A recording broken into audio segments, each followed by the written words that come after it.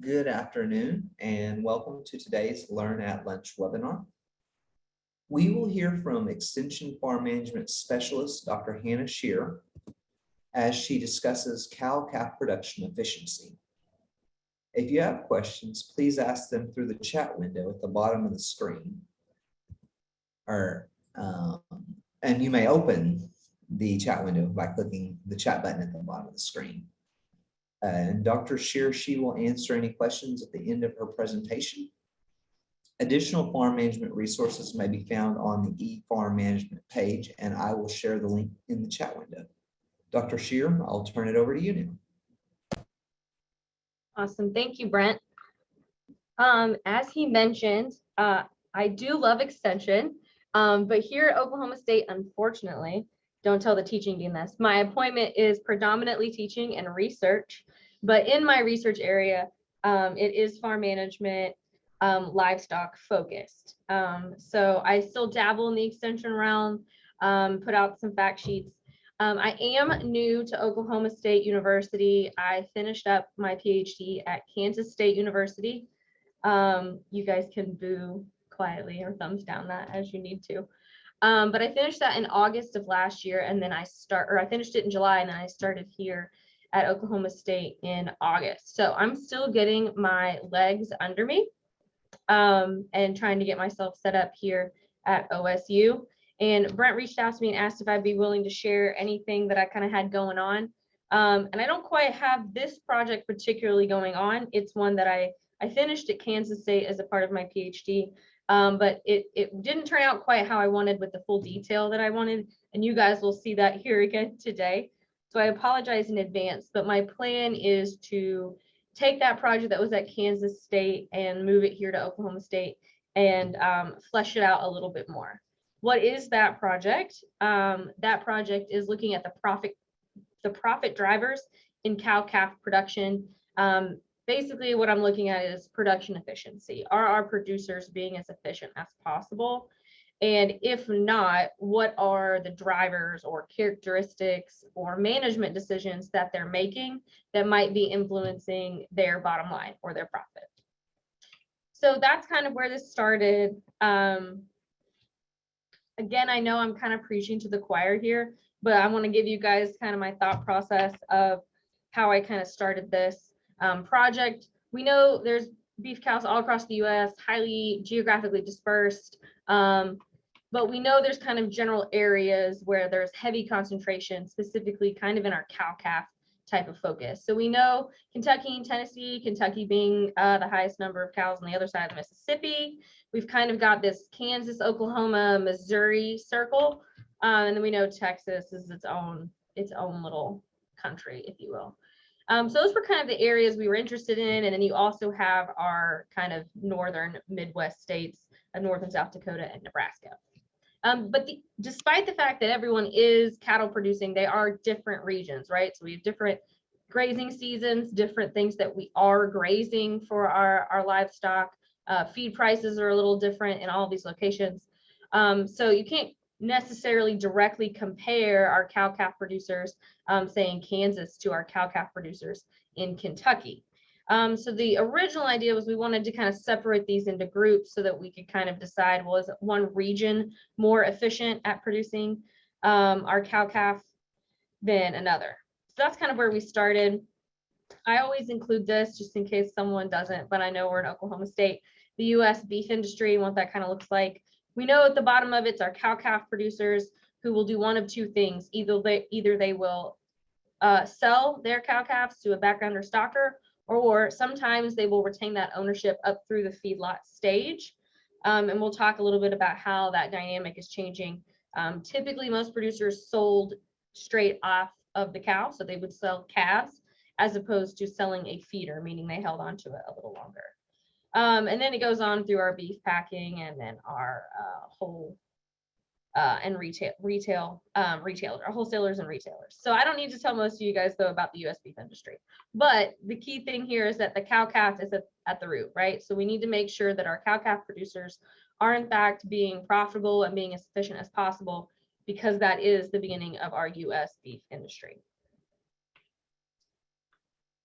So some general trends that we've been seeing in beef production in the US is an increased use of backgrounding, which means those cow-calf producers are retaining ownership past the weaning stage. So instead of just selling the calves at weaning, they're holding on to them and feeding them a little bit more. So we're seeing a 12% increase in the use of backgrounding prior to marketing, and that's since I think 2008 is that statistic.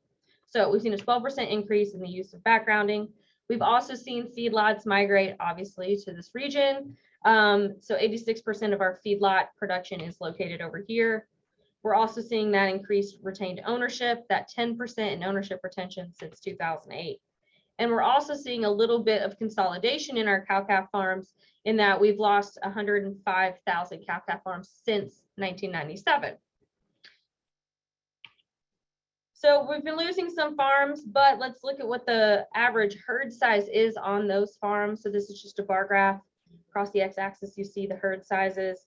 And then on our y-axis, the vertical axis, you see the number of farms in that category.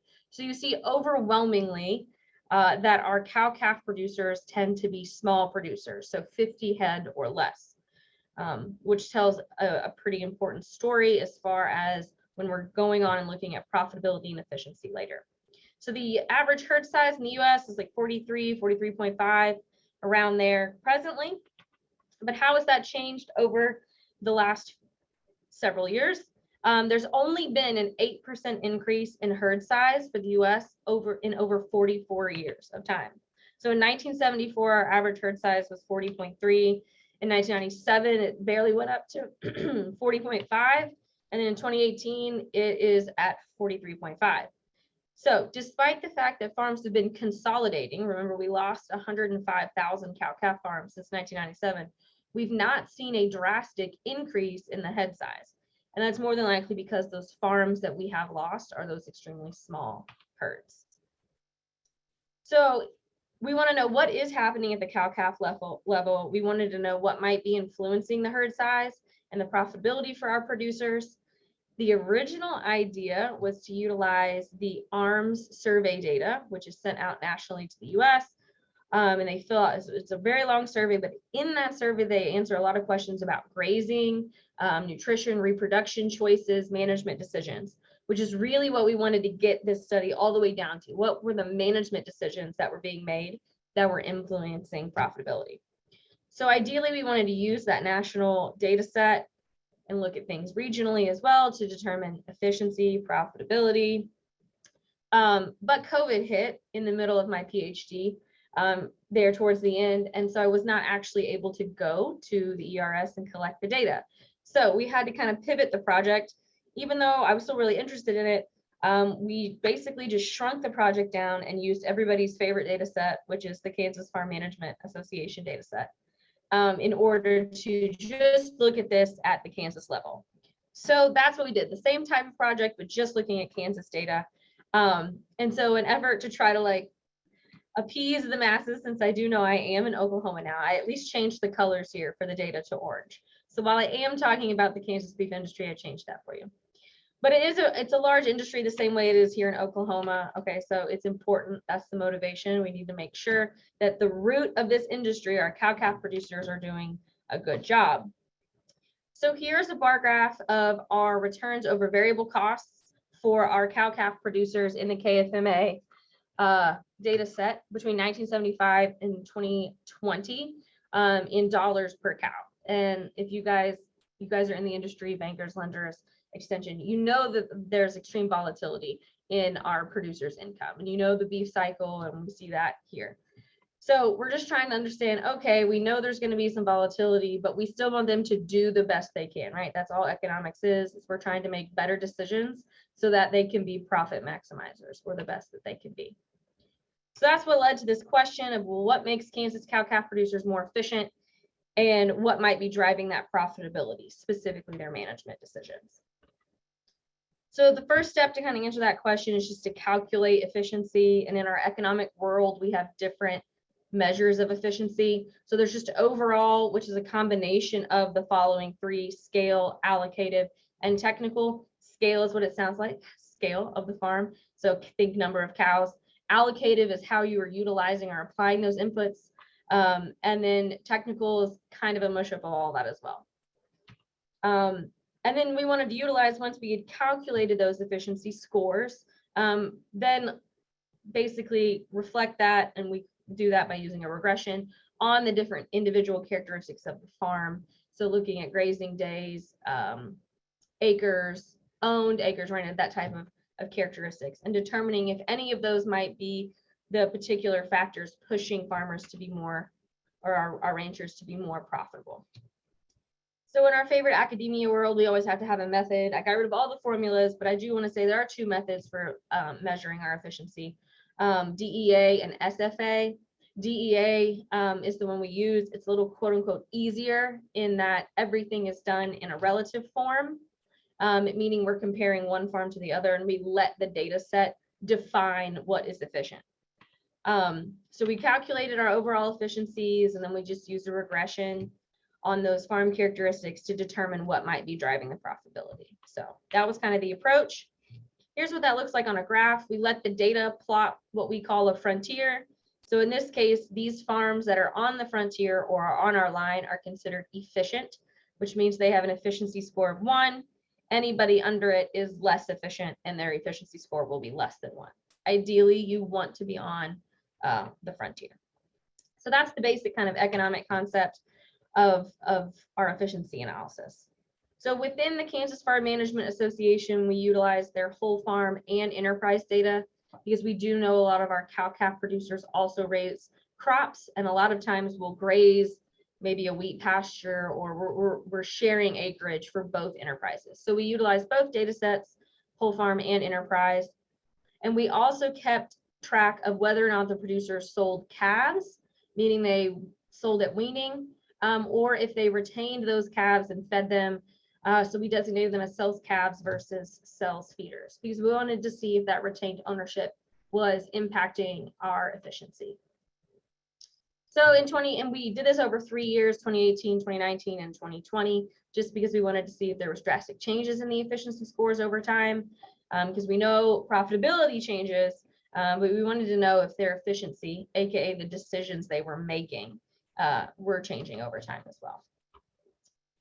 So when you're looking at our data, and this is just 2020's data for those that sell calves compared to those that sell feeders. So the number of cows per farm, our average number of cows per farm for those that sell calves was 132, as compared to those that sell feeders. So they had slightly larger herds for those that sold feeders, but not by too many head. But you see there's a big difference there in the gross income per cow and the feed cost per cow. But you would expect that for those that are selling feeders. You're probably feeding more, so your feed costs are going to be higher. So this is just the data summary of what was in the KFMA data set. And also we have to point out that a lot of these numbers are self-reported by the farmers and the ranchers. And so sometimes there's numbers that don't make sense. We try to weed those out, but just be aware it is the KFMA data set. We look down there at labor costs per cow and utilities and fuel per cow, and they're fairly similar, but we see a huge drastic difference there between our net income per cow, being fairly different between the two groups. So we expected to see some differences as we moved on then into the efficiency results. So these are just kind of the general efficiency results. We saw that our producers that was sold feeders were more allocatively efficient than those that sold calves. And what does it mean to be more allocatively efficient? It just means they utilized their expenses, their inputs, more efficiently per their dollar that they earned. So our producers that were selling feeders were probably paying more attention to their inputs, which makes sense because they're having to pay attention to feed costs. But our producers that were selling calves were on average more scale efficient. So there is a potential that our producers that are selling feeders either need to reduce herd size or increase herd size to be more scale efficient as compared to our producers selling calves. And then our producers who sold feeders were more technically efficient, but things kind of washed out in 2020. We do know 2020 was a weird year. So not so sure what we can take from the 2020. So these were our efficiency results. So you see there on average, our feeders had a higher efficiency score than our producers that sold calves. You can't really say much more than that from this type of analysis. It just means that they are more efficient on average.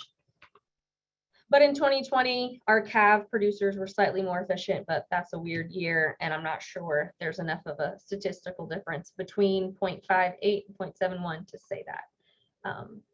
So just in general, though, our feeders, producer selling feeders, were more overall efficient. So then we moved on. We wanted to look at some correlations just to help us understand the relationships between those efficiency measures and profitability. So as to be expected, the more efficient you are in overall efficiency, the more profitable you are. Okay, that's common sense. We're glad the data showed that. But what we found out was that technical efficiency is more important in explaining profitability than scale and allocative efficiency. So despite the fact that originally we were interested in understanding how scale was impacting our producers, we did find that technical efficiency was actually influencing their production or their profitability more so. So we ran a simple regression to try to compare and see, well, what would be the potential impact if you did make some changes? And if you made a 0.1, because this is out of 1, right? Your efficiency scores max can be a 1. So if you're able to increase your efficiency score on your farm by 0.1, you could, it's correlated with, it doesn't cause, right? There's no direct channel straight across. You could see an increase, or it's correlated with a $160 increase per cow or per head of net income. So I know producers then think, okay, how do there's not like a button to go pull or a particular task I can go do that would cause my overall efficiency to go up by 0.1.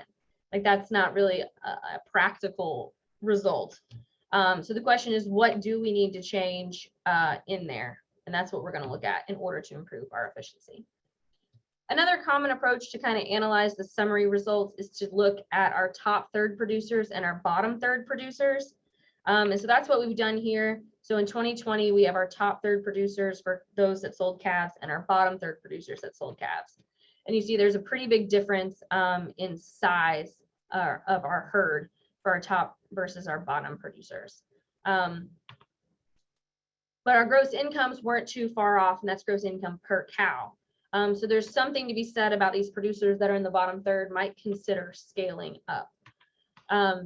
Feed costs are all the costs, feed, labor, utilities, vet, all were lower for our top third producers. So our bottom third might consider doing a little more management and looking at if they can access lower feed costs, vet costs, those types of things. Obviously, if you increase your herd size, that'll be a smaller number per cow as well. But yeah, so you see there's a big difference between our net income between our top and bottom producers. Same type of analysis over on the feeder side. I don't want to spend too much time on this, but I do want to go back and point out here.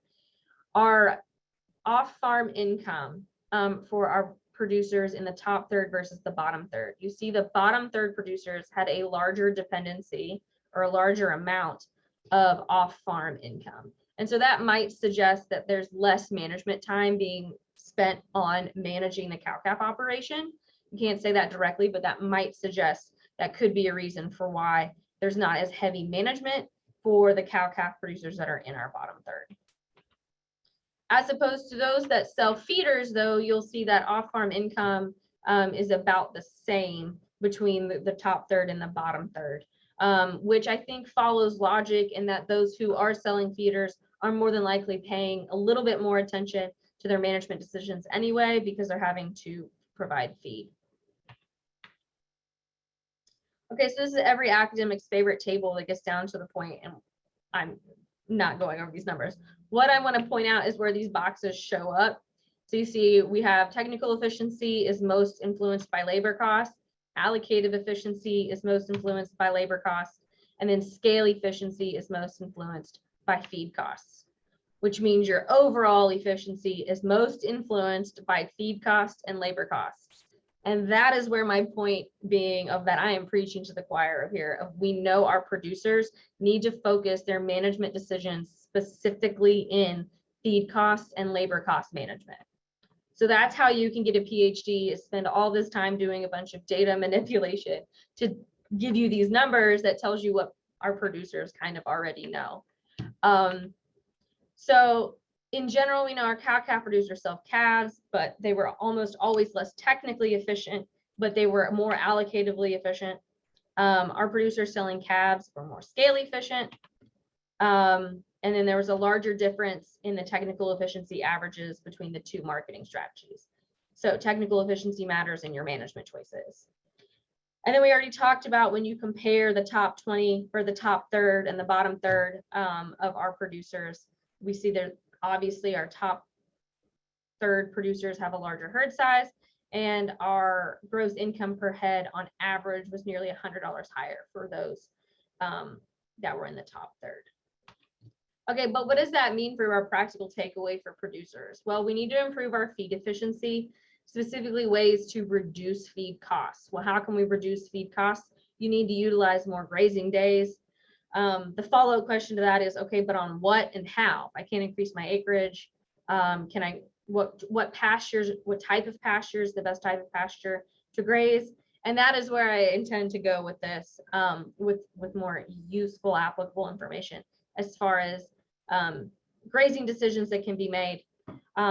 Also, we need to pay attention that if we are feeding, that we're using the appropriate methods. And this is Daryl Peel's favorite, or least favorite thing, I guess, to have to try to share with producers, is that round bales are not efficient, especially in the way that they're typically utilized by our small cow-calf producers that are heavily leaning on off-farm income. Why? Because the round bales are not stored properly. They're also just dropped in the pasture.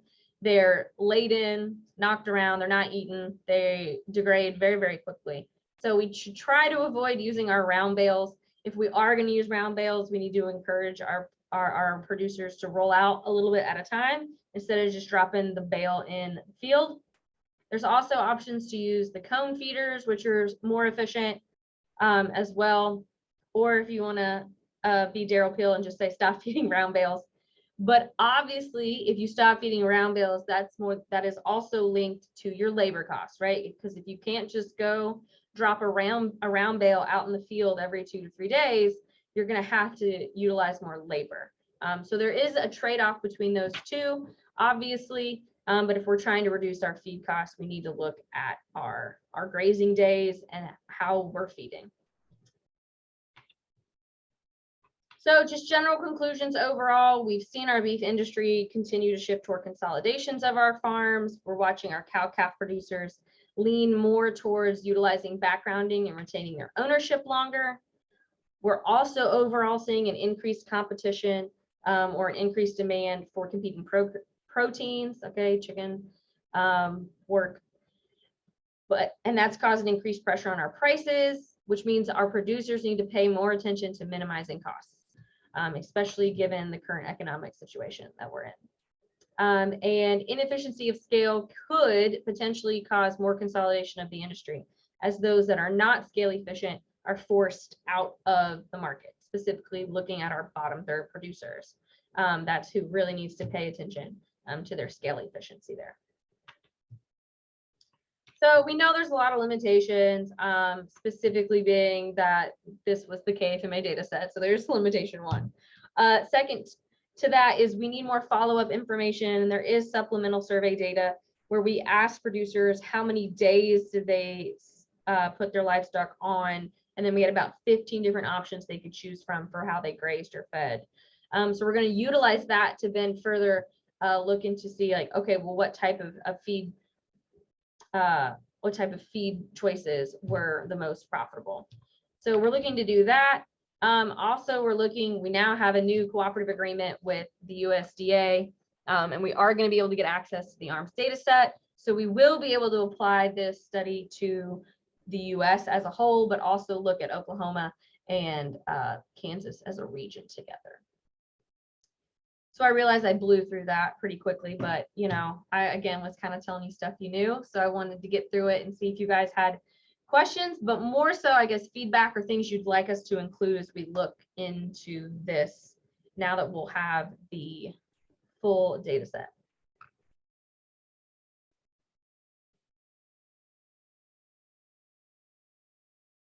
there any questions, comments, discussion? I did unmute, or I set Zoom where people can unmute themselves and start their video, or so people can, you can either ask your questions through by audio or through the chat box now. And I also shared a link to this webinar survey in the chat box as well.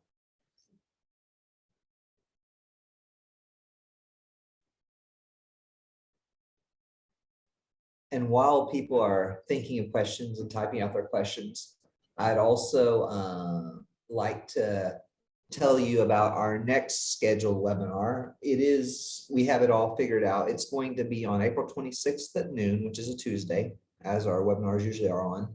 And it will be over custom farm and ranch rates. Roger Saw is one of our extension specialists here on campus, has recently completed that survey, and he has some results to share with us. So that will be our next scheduled webinar. And we do appreciate everyone filling out the survey for us. It really does help us know how we're doing and what we can do better and things like that.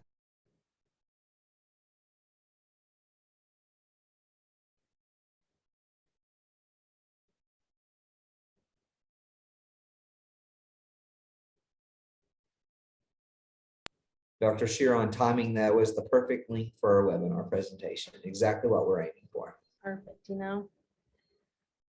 It feels like class. I lecture, I go through stuff in silence, so it feels like normal here.